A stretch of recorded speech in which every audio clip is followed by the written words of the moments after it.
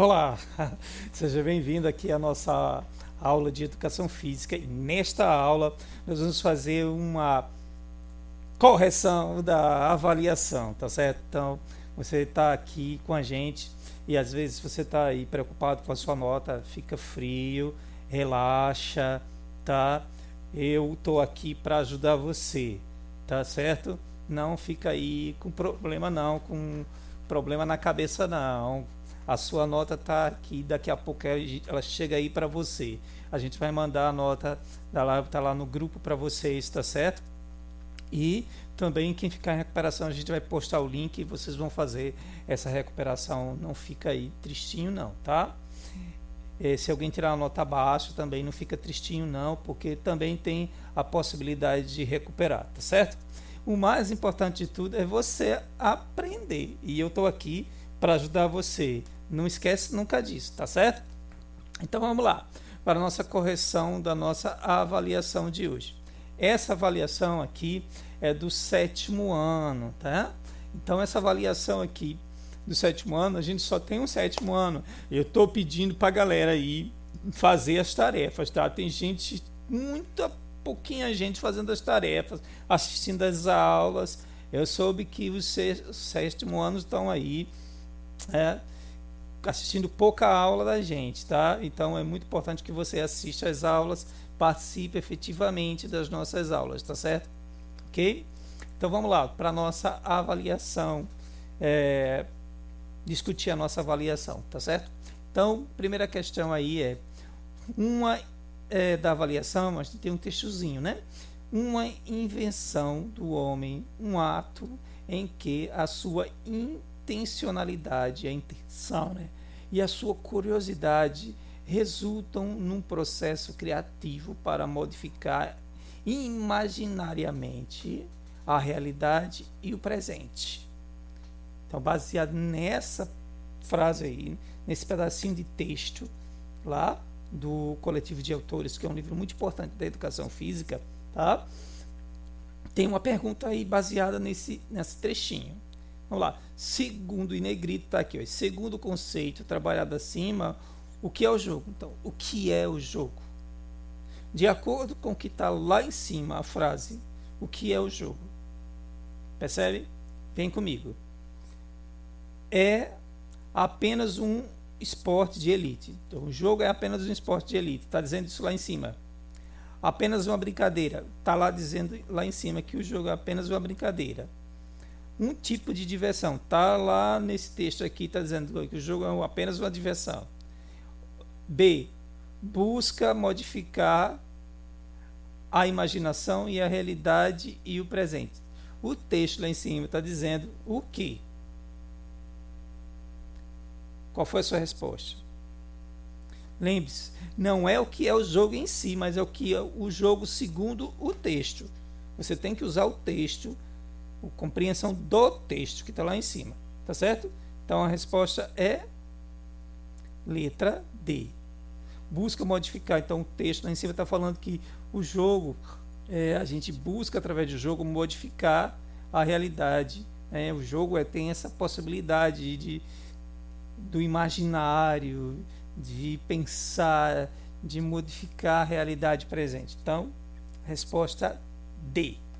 Vamos lá para a próxima questão, que também é um textozinho pequenininho. Vem comigo.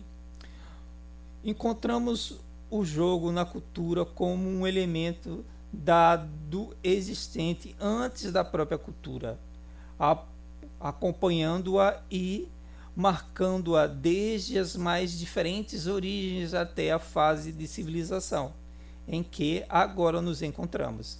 Em toda parte encontramos presentes o jogo como uma qualidade de ação bem determinada e distinta da vida comum. Agora vamos para a pergunta sobre o texto. Por que pode ser considerado um fenômeno universal? Porque o jogo, de acordo com o texto acima, pode ser considerado um fenômeno universal. Questão A, B, C, D. Porque ele pode ser eletrônico. Então, está falando aqui em cima que o jogo, por ele ser eletrônico, ele é universal. Porque ele pode ser jogado na forma de tabuleiro. Está falando aqui em cima, nesse texto, que o fenômeno do jogo é universal porque ele é um jogo de tabuleiro. C. Porque pode ser encontrado em todos os lugares e povos. Está falando aqui em cima que o jogo pode ser encontrado em todos os lugares e povos. D. Porque por ser uma atividade determinada e distinta da vida comum. Está falando aqui em cima, por ser uma atividade distinta da vida comum, o jogo é um fenômeno universal? Resposta C. Então, porque podemos encontrá-lo em todos os lugares e povos. Então, por que o jogo é universal? Porque ele pode ser encontrado em todo lugar, né? Todo lugar tem jogo, em todos os povos mais diferentes do mundo criaram algum tipo de jogo. E o texto lá em cima está justamente falando disso, né? Que o jogo ele é universal porque ele acompanha o homem em toda a sua cultura e acompanha até a civilização atual, tá certo? E ele está permeando a vida do homem em todos os aspectos, né? Então, prossigamos para a próxima questão. Questão 3. Na questão 3, nós temos também uma citaçãozinha. O jogo é toda a atividade praticada de forma descontraída, natural, divertida, prazerosa e espontânea, e cujas regras são construídas de acordo com os costumes, culturas, vontades, meio social em que os seus praticantes estão inseridos. Então, no textozinho, aí em cima, apresentou um conceito sobre o jogo. Aí vem a pergunta: qual é a função das regras existentes no jogo? Nas nossas aulas, a gente estudou aí sobre o jogo, né? Qual é a função das regras? Então, vamos pensar. As regras são uma forma de tornar o jogo mais atraente. Então, as regras são no jogo para ele ficar melhor, mais atraente, mais divertido. Será? As regras organizam o jogo como as leis humanas organizam a sociedade. As regras organizam o jogo, assim como tem as leis humanas, a Constituição, as leis orgânicas estadual, municipal, as leis que regem a vida humana. O jogo é uma repetição. As regras do jogo é igual às regras da sociedade. Assim como uma sociedade tem regras, o jogo tem regra. É isso. Qual é a função das regras do jogo? É essa a função das regras do jogo. Será? Vamos lá. As regras podem ser mudadas, por esse motivo não possuem importância para o jogador. Então, as regras, por elas serem mudadas, elas não têm importância para o jogador. Será? Essa é a função? Não tem nenhuma importância? Será? Meio estranho essa forma, né? Letra D. O jogo pode existir sem uso de regra. O jogo pode existir sem o uso de regra? Todo jogo tem que ter regra. Como é que é isso? Qual é a resposta? Qual é a resposta? A letra B de bola. As regras organizam o jogo. Qual é a função das regras? Organizar o jogo, assim como tem as leis que organizam a vida humana, a sociedade. Então o jogo é uma repetição, ele simula uma simulação da realidade. É um mundo imaginário que simula uma realidade, cria uma fantasia, mas dentro dessa fantasia a gente tem os elementos de uma sociedade, da sociedade humana, que são o quê? As regras, tal, o jeito, o universo, como as pessoas interagem, tudo isso são o quê? São as regras, a função das regras. Então, as regras do jogo, elas estruturam o jogo, até tornam ele mais agradável, ou não, né? Porque as regras, às vezes, podem, em vez de fazer o bem, prejudicar o próprio jogo, torná-lo mais difícil ou mais fácil, entendeu? Então, a resposta é a letra B, B de bola. Passou. Essa próxima atividade aí, eu fiz a terceira, né? Essa próxima atividade aí, a galera pode ter se enrolado aí na hora de responder, mas a gente vai dar uma dica aqui. Tem uma coluna assim, baixo para cima. e tem a vertical, que segue nesse sentido, né? Então eu tenho coluna e vertical, vertical. Então o que é que a gente tem que fazer? Tem que associar uma coluna a horizontal, horizontal e vertical. Então eu tenho que cruzar, fazer o cruzamento entre a vertical e a horizontal. Deixa eu ver aqui a câmera. Então tem o elemento vertical e tem o elemento horizontal. Então eu tenho que fazer essa junção, essa intersecção entre a horizontal e a vertical, beleza? Para fazer. Então lá na prova da gente tinha a seguinte coisa, tinha lá uma bolinha para você marcar, fazer essa associação entre a vertical e a horizontal.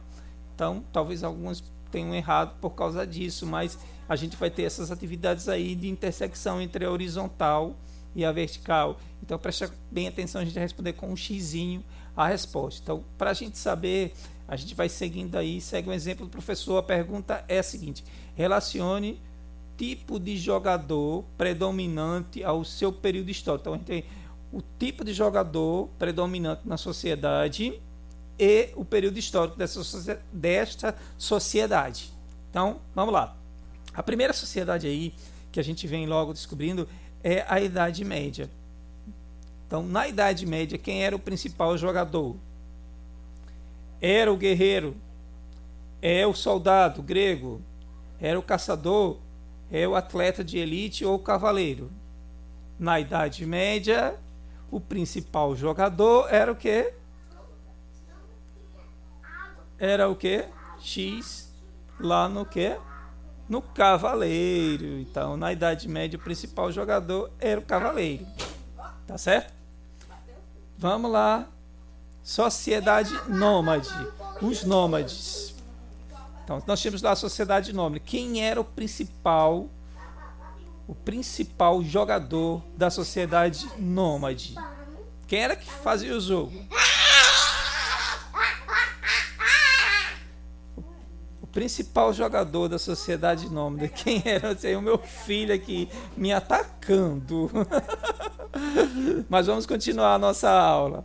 Olha só. Da sociedade nômade, quem era o principal jogador? Era o cavaleiro, já não pode, né? O cavaleiro já não é mais.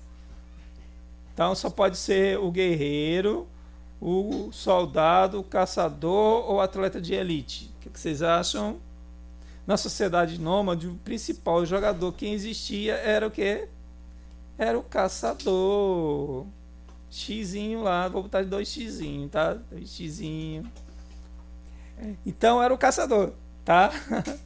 O caçador, botar mais x aí, um monte de x, tá? Pronto. Agora todo mundo sabe que na sociedade nômade o principal jogador que tinha lá era o caçador, né? Para a próxima sociedade, na sociedade da Grécia Antiga, entre os gregos, aí tá na cara, né? Professor, tá muito fácil esse aí tá na cara. Esse aí é o soldado grego, né? Muito fácil. Essa é muito fácil. Essa aí ninguém teve dúvida, não. Foi lá e acertou. Então, o soldado grego era o principal jogador da sociedade. Aí só falta mais 2 que é muito fácil aí agora. Agora é na lata. O Barão de Coubertin foi o cara que reorganizou os jogos modernos, né? Os esportes modernos, tal. A partir dele, os esportes cresceram pra caramba. E ele também organizou os Jogos Olímpicos modernos. Então ele trouxe de volta esses Jogos Olímpicos modernos, tá? Então quem é o principal jogador dos esportes modernos, da era moderna?